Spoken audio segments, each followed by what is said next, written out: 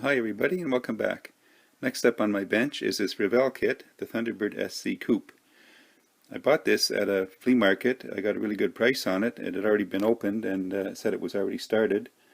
The fellow that had it had one of these cars, and I also had the 1990 Thunderbird LX, not the SC, and he had the LX as well.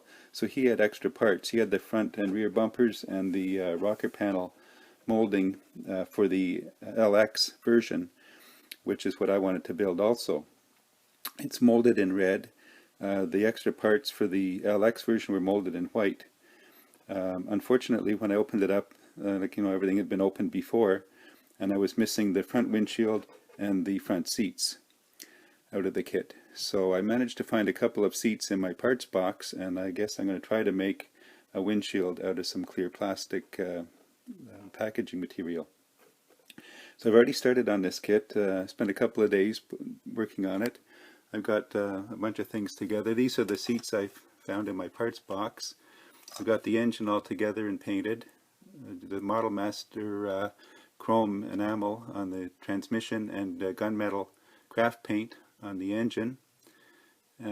Just some black craft paint on the pulleys. A lot of pulleys on this model. And the Model Master silver on the pulleys on that. We've got the tires and wheels pushed together. Again, it was molded in red. I'll go over to my paint booth over here, and I've got everything you can see here in the back of the door panels. That's the original styrene.